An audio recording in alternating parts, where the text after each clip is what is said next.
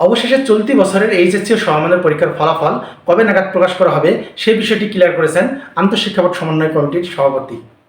আন্তঃশিক্ষা board সমন্বয় কমিটির সভাপতি এবং ঢাকা শিক্ষা বোর্ডের চেয়ারম্যান অধ্যাপক তপন কুমার সরকার গতকাল এক প্রেস বিজ্ঞপ্তিতে বলেন, সব কিছু ঠিকঠাক থাকলে আগামী অক্টোবর মাসের প্রথম সপ্তাহের দিকেই আমরা এই এইচএসসি পরীক্ষার ফলাফল প্রকাশ করব।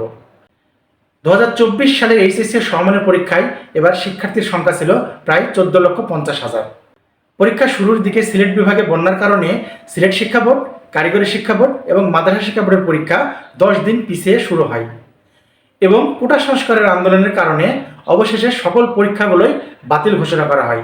এখন যেই পরীক্ষাগুলো নেওয়া হয়েছিল সেই পরীক্ষার খাতাগুলো নিরীক্ষণের কাজ প্রায় শেষের দিকে। এই পরীক্ষাগুলো নিরীক্ষণ করে আর যে পরীক্ষাগুলো নেওয়া হয়নি সেই পরীক্ষাগুলোর জেএসসি ও এসএসসি পরীক্ষার ট্রান্সক্রিপ্ট থেকে কিছু তথ্য নিয়ে এবার রেজাল্ট প্রস্তুত করা হচ্ছে। রেজাল্ট প্রস্তুতের কাজ প্রায় শেষের দিকে। এই সব কিছু ঠিকঠাক থাকলে আগামী অক্টোবর মাসের 6 থেকে 9 তারিখের মধ্যে যে কোনো একদিনের মধ্যে এই ফলাফল প্রকাশ হতে পারে। এই সব কিছু নির্ভর করছে শিক্ষা মন্ত্রণালয়ের উপর। শিক্ষা বোর্ডের চেয়ারম্যান বলেন, আমরা আগামী মাসের প্রথম সপ্তাহের দিকে পরীক্ষার ফলাফল প্রকাশ করব, এইভাবে কাজ করে যাচ্ছি।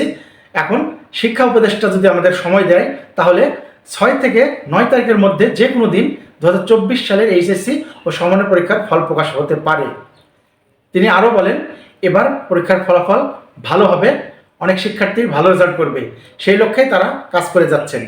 তো প্রিয় শিক্ষার্থী বন্ধুরা, তোমাদের ফলাফল ভালো হোক, তোমাদের সকলের মনের আশা পূর্ণ হোক, এই প্রত্যাশা করেই আজকে এখানে শেষ করছি। ভিডিওটি দেখার জন্য ধন্যবাদ।